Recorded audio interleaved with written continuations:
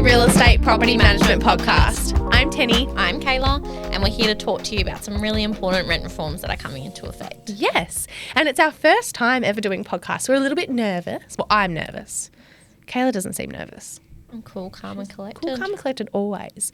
So Kayla is our team leader at Davey Real Estate. Yes. And Tennessee is our Director of Property Management. Yes. So what we're doing today, we're basically going to go through all the reforms that have either come into effect or are coming into effect. We've done a bit of research and we've written a lot of it down because it is quite law heavy. It's important to get right. It is important to get right, and we want to make it entertaining as well because we're pretty funny. Pretty funny. We can be funny. Ask anyone at the office. They better say we're funny. But yeah, we'll take you through each of the reforms, go through some frequently asked questions from our landlords. And it's quite important. As Kayla said, it's quite a heavy topic, but it is definitely important. And before we get into it, I'll just quickly go through one of the words that we say during the podcast, and it's that we refer to DEMIRS throughout the document and the video, that is Department of Energy, Mines, Industry and Regulation and Safety, if you didn't know. So that's what we mean by DEMIRS. It's a very long title, so we have to abbreviate it. Yeah, so before we get into today's episode, we're going to have a quick word from our sponsors. Our good friends, First Choice Electrics. Looking for top quality electrical services in Perth?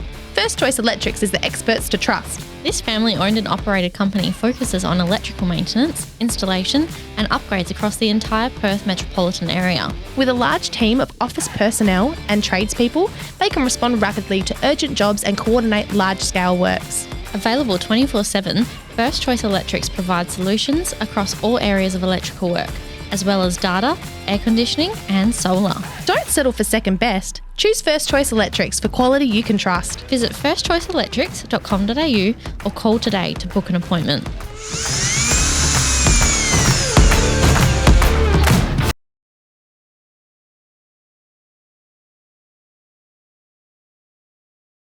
So phase 1, this commenced on the 16th of May this year, and there was 2 parts to this. It was the rent bidding ban and as well as the retaliatory action section. So we'll start off with the rent bidding ban. And basically what that means is rental properties now need to be advertised at a set price rather than a from or a fixed, like a range. Yep. So it needs to be, if it's $500 a week, not from 500, just 500. Yep. Here at Davey, this is not something that we ever felt the need to do. We try to follow best practice, and we would always recommend to a landlord to advertise their property at market rent, not needing to put a from price, because our goal was basically just to find a really good tenant for their home that's going to look after it at the market rent that we're advertising it for. Exactly. Yeah. So the rule basically is tenants can't be pressured by a landlord or an agent into offering more than the amount that the property has been advertised for. So we're going to get into our frequently asked questions by our landlords. And the first one is, if a tenant offers more than the advertised amount, can I still accept them? Yes, you can. Yes. As long as it's freely given by the tenant. Yeah. So it's important to ensure that we are in no way suggesting or pressuring to the tenant that it's something that would help them secure the rental. It's something that they have to offer of their own free will, and it can't be a condition of them achieving or securing the property. Yeah, for sure. So the next question that we have is, what do we do if the tenant asks if they should offer more rent? Yes. Which is something we actually get asked quite a lot. Yeah, we do. Yeah, we definitely do. It's quite common because I think it's probably maybe happening in the industry more than we think. Not that we've really done it, but I think it definitely is happening. So they think it's going to get them the property, whereas really just good references is going to get them a property. Good reference, a good, well filled out application, and offering the price that we've advertised it for is what's going to secure the property for them. Absolutely. But if and when they do, because it will happen, we checked on DEMIRS website, and their advice was that you should respond to the tenant's question with something along the lines of, "This is a matter for you and not something that I want to comment on. You need to make your own decision on what you believe the value of the property is that you wish to pay." And I think it's really important to remember, put that in writing. Yeah, always. Always. You need that paper trail. Yeah, you need the paper trail. And you should be telling them this if they ask you at a home open or whatever it might be. But it's really important just to follow it up, cross your T's, dot your I's. I think that's the saying. You've got it. I'm not good with sayings. It's okay. But yeah, so just make sure you're putting it in writing to protect yourself, protect the owner, and just make sure you do a good job. Absolutely. So the next part of phase 1 is retaliatory action. So this is again in effect as of May. Yep. So we're already in it. So what this basically means is that tenants now have the option to apply to court if they believe their landlord or agent is retaliating against them for exercising their rental rights. So we'll go into what that means and a few frequently asked questions that we received from our landlords recently when these changes were first introduced.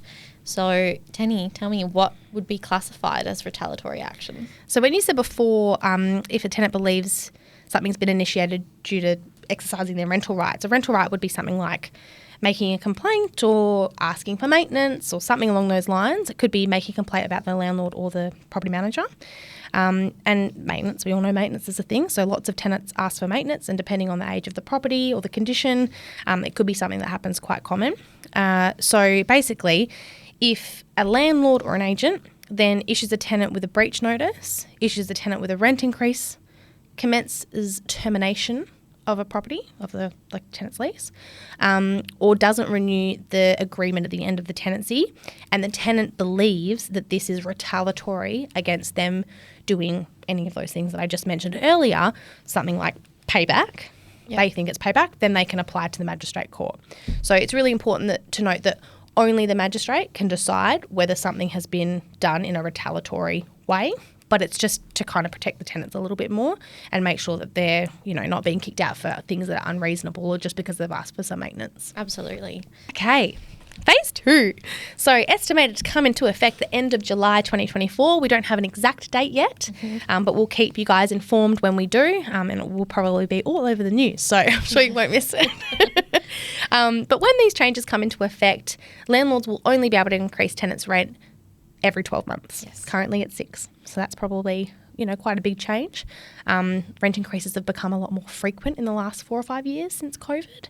So that change is quite significant. And we'll go into some frequently asked questions. There's a few here because I think this is one of the probably bigger topics of conversation between our landlords and tenants. So the first frequently asked question that we've got today is, what if my tenant has already signed a fixed term lease with the rent reviews already stipulated and in place in that lease before the changes have commenced, so before end of July? Yeah, so this is a really, really good question, and I think it definitely is one that a lot of our landlords have had the most questions on. Yeah. So if you had a new lease signed with 6-month rent reviews prior to the changes coming into effect, the conditions of this lease will be honoured. So they still go ahead until the end of the lease, and then once that lease is finished, the new laws will apply. Yep, so to confirm, yes, if your lease was signed and agreed by all parties prior to the changes coming into effect, they will still go ahead. Yeah. Perfect. Nailed it. All right, next one. Okay, what if my tenants are on a periodic lease? Tenny, what happens here? So if your tenants are on a periodic lease, laws will come into effect straight away.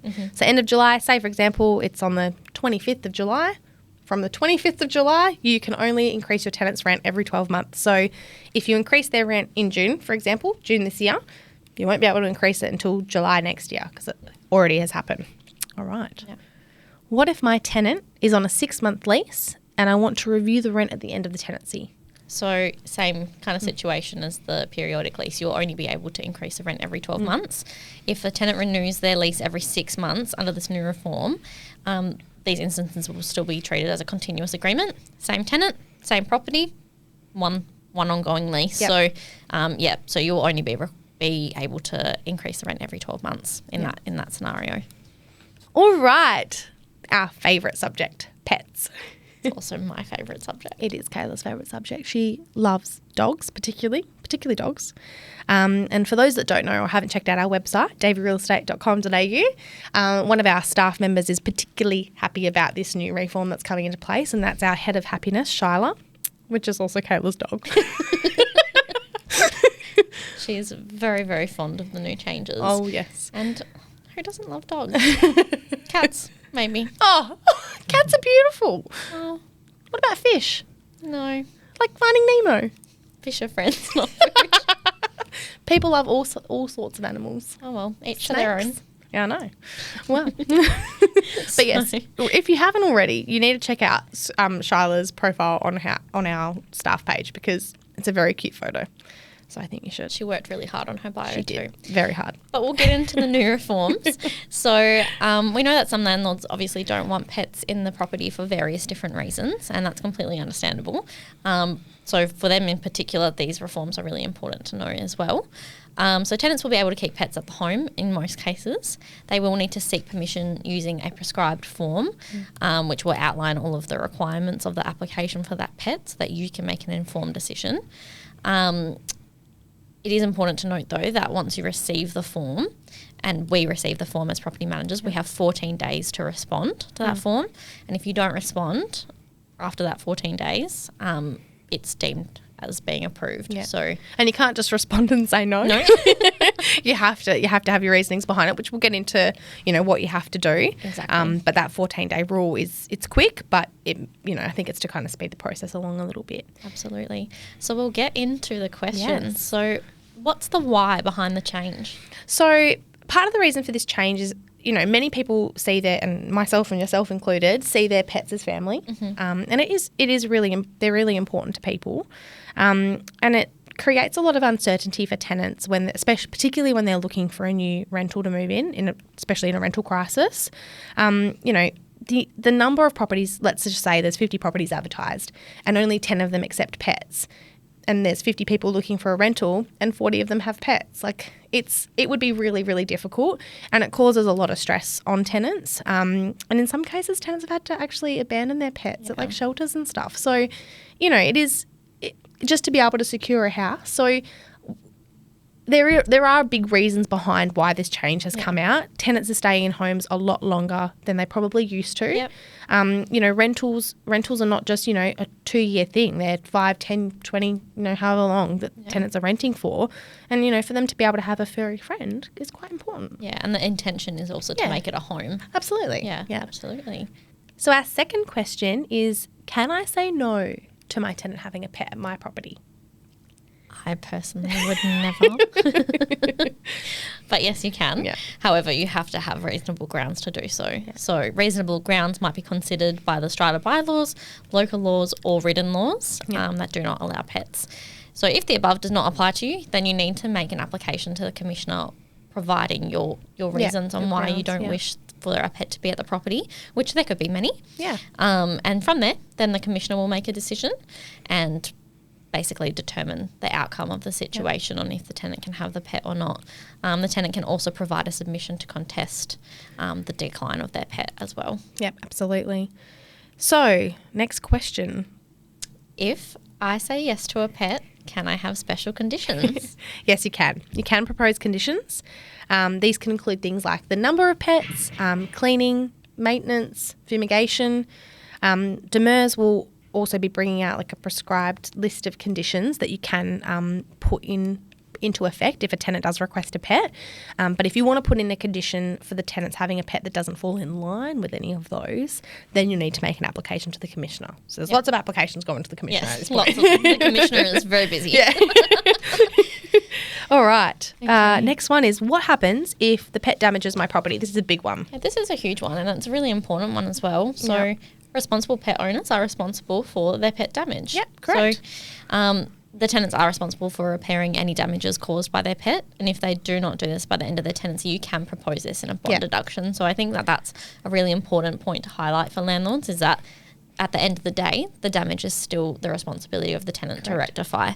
So currently in WA, we can hold a pet bond of $260, and this can only be used for fumigation. Yep. So there hasn't been a change to that just yet. Mm-mm. The change for that will come in around 2025, where they'll open up that cost to be applied to damages too. Yeah. So it will still only be $260 by the looks of it so far.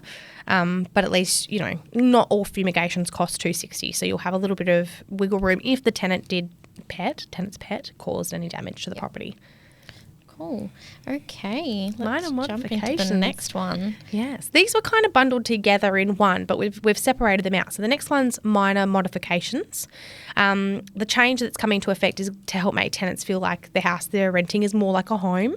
And tenants will be allowed to make small changes in most cases, so very similar to a pet in most cases. Demers will be releasing a list of minor modifications that will be allowed under this new change, but it's not been finalised. So that hasn't come out yet. I'm assuming it's going to come out when the reforms come out, so most likely end of July. And then tenants will be responsible to make good on any changes unless the landlord says it's fine to leave it, which we'll get into a little bit in the FAQs. Absolutely. And again, this is another really big topic, so this is why we've separated them to kind of get into the crux of everything and make sure you fully understand what's coming into effect. Okay, so what kind... Oh, sorry. Okay. No, you go. Go on. Okay. What kinds of changes can the tenant make? Well, there'll be a list released, as I said before, when the law takes into effect of what would be deemed as minor modification. It's likely it'll be things like picture hooks, window fittings, like curtains or maybe a blind, fly screens, and adhesive child safety locks. Yeah. Next question is, can I say no to my tenant's request of making minor modifications? So similar to the pet change, you will have to have reasonable grounds to refuse a modification. So you can refuse the modification if it would disturb material containing asbestos, a written law or scheme of bylaws prohibit making the modification, or if your property is heritage listed. So that's a really important one as well. Why do I feel like you're about to tell me you have to apply to the commissioner? Because you do. This commissioner's going to be very busy. In other circumstances where the modifications could result in costly damage, make the property unsafe, or if reversing it is unpractical, you will need to apply to the commissioner for refusal. So again, the commissioner is very busy. All right. Okay, next question. Does the tenant need to remove any changes they make at the end of their tenancy? Yes, they do. Unless you agree for them to leave it as is. So the tenant either needs to return it back to its condition prior to the change, or taking into consideration fair wear and tear, we've always got to remember that, or pay a reasonable amount to restore it back to its original condition. Yep. So if you've, tenant, for example, say they installed a fly screen door that was custom made for that particular door, you might not want to say, have to remove it. You might just tell them to leave it there because they can't really put it anywhere else. So there will be times where you just don't mind them leaving it as it is, but there will be times where you want them to return it back to its OG condition. Beautiful. Last but certainly not least, this one hasn't come out yet. So this is likely to be released the first part of 2025. Gosh, 2025. And it's about bond releases. So currently, only the landlord or the agent, so property managers, can submit a bond disposal form online. And then basically what happens is that gets sent to the tenant. Tenant can approve or not approve, or just not do anything, and then it lapses. Then you have to go through quite a lengthy court process if, the tenant and the owner are not agreeing. And then the magistrate basically decides if bond monies can be claimed in those scenarios. Which is the why behind this change, just to try and shorten that time of dispute. Yeah, because it can be really lengthy, and there's actually no time frame on how long a tenant and an owner cannot agree for. Yeah. It's just kind of who applies to court first, and court is stressful for everyone. Stressful. For the owner, for the tenant, you got to take time off work. For property managers, we do it while we're at work, but it's still stressful. Yeah, there's hours of prep involved. So that's the why behind the change. They're just trying to limit that a little bit more. Make it streamlined. Absolutely. Yeah. And I think it's similar to other states in Australia as well. They've got a similar kind of thing going on. Yeah, for sure. But the new reform, which is, like I said, likely to be released first half of 2025, will be that either a tenant or a landlord or an agent can request the release of the bond. So that can be all done through Bonds Online. And then once this is initiated through Bonds Online, then all parties involved will receive the application. Yep. You can either agree or disagree. If all parties agree, bond will be dispersed. And if an agreement isn't reached between the landlord and the tenant, our best friend, the commissioner. Is back again. He's back again. Busy. They'll intervene, hear both sides, and make the final decision. So that, from what we're kind of understanding, that's all going to be done online, via email. And you basically submit all your evidence, and then they submit all their evidence, and then the commissioner looks at it and kind of decides which way it's going to go. It doesn't mean that it's all going to be, okay, we're just going to give you the whole bond, or we're going to give you the whole bond. They're going to look at it fairly and make sure that the deductions are what they should be. And I believe if there's still disagreement at the end of that, then you can make an application to the magistrate's court, which again makes it quite a lengthy process. Yeah, that will make it take a lot longer. So there's only one FAQ on this one, but it's, will this make it harder for me to claim bond monies if the tenant damages the property? So the rules for landlords claiming bond money from the tenant won't change. So if there are issues with the property like damage or unpaid rent, landlords can still seek to deduct this from the tenant's bond. Yeah. So it's not taking away your best interest or anything there. It's just trying to make the process more streamlined. Yeah. That's it. That's a wrap. That's a wrap. That's our first podcast. Hopefully we did okay. I know. I think we did. I think we nailed it. Well, we'd like to know if you want more of these, or if there's a particular subject that you're not sure of, and we can maybe give you some insight into the world of property management. We might do a few more. Not sure yet.